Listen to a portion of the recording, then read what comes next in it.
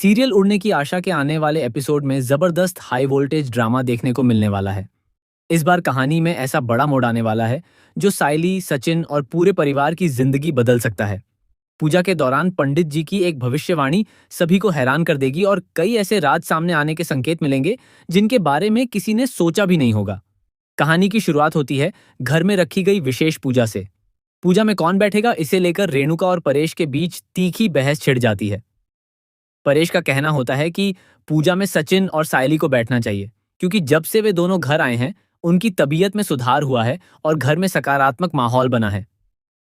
लेकिन रेणुका इस बात से बिल्कुल सहमत नहीं होती। वह कहती है कि घर के बड़े बेटे तेजस और उसकी पत्नी रोशनी का पहला अधिकार है, इसलिए पूजा में वही दोनों बैठेंगे। इसी बीच पंडित जी पूजा शुरू करने के लिए जोड़े को आगे बुलाते हैं। रेणुका तुरंत तेजस और रोशनी को आगे आने के लिए कहती है, लेकिन तभी सबके सामने एक बड़ा झटका लगता है। तेजस नशे की हालत में वहां पहुंचता है। उसे देखकर पंडित जी नाराज हो जाते हैं और कहते हैं कि नशे की अवस्था में पूजा करना भगवान का अपमान है। ऐसे में पूजा का कोई फल नहीं मिलता बल्कि दोष लगता है। यह सुनते ही पूरे परिवार के सामने रेणुका की योजना धरी की धरी रह जाती है। इसके बाद परेश पंडित जी से विनती करता है कि सचिन और सायली को पूजा करने की अनुमति दी जाए।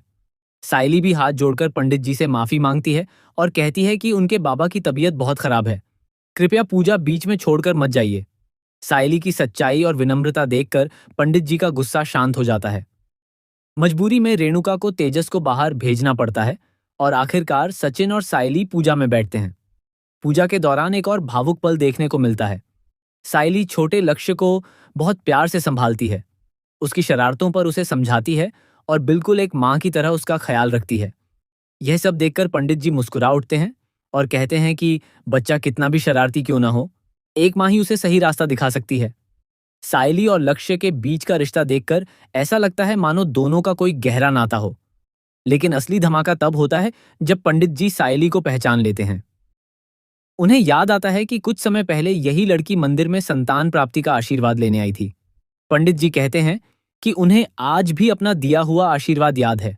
सायली उन्हें बताती है कि उनका बच्चा अब इस दुनिया में नहीं है, लेकिन पंडित जी उसकी बात मानने से इनकार कर देते हैं। वे कहते हैं कि भगवान का दिया हुआ आशीर्वाद कभी व्यर्थ नहीं जाता और उन्हें पूरा विश्वास है कि सायली का बच्चा आज भी जीवित है। यह सुनते ही वहां मौजूद सभी लोग स्तब्ध रह जाते हैं। सचिन और सायली की आंखों में उम्मीद की एक नई किरण जाग जाती है। वहीं रोशनी के चेहरे का रंग उड़ जाता है। वह घबराकर तुरंत लक्ष्य को सायली से दूर कर देती है और गुस्से में पंडित जी से कहती है कि ऐसी बातें करना बंद करें। लेकिन पंडित जी शांत स्वर में कहते हैं कि भगवान के संकेतों को कोई झुठला नहीं सकता। समय आने पर हर सच अपने आप सामने आ जाता है। रोशनी की बेचैनी देखकर साफ लगता है कि वह किसी बड़े राज को छिपा रही है। उसके चेहरे पर डर साफ दिखाई देता है, जैसे उसे इस बात का भय हो कि अगर सच्चाई सामने आ गई तो उसकी सारी चालें बेनकाब हो जाएंगी। दूसरी तरफ सचिन और सायली के मन में बार बार वही सवाल उठने लगता है कि क्या सच में उनका बच्चा जिंदा हो सकता है? क्या इतने सालों से उनसे कोई बहुत बड़ा सच छिपाया गया है? अब आने वाले एपिसोड में कहानी और भी रोमांचक होने वाली है। सचिन और सायली अपने बच्चे की तलाश शुरू कर सकते हैं। वे पुराने सबूतों और बीते हुए घटनाक्रम की जांच करेंगे।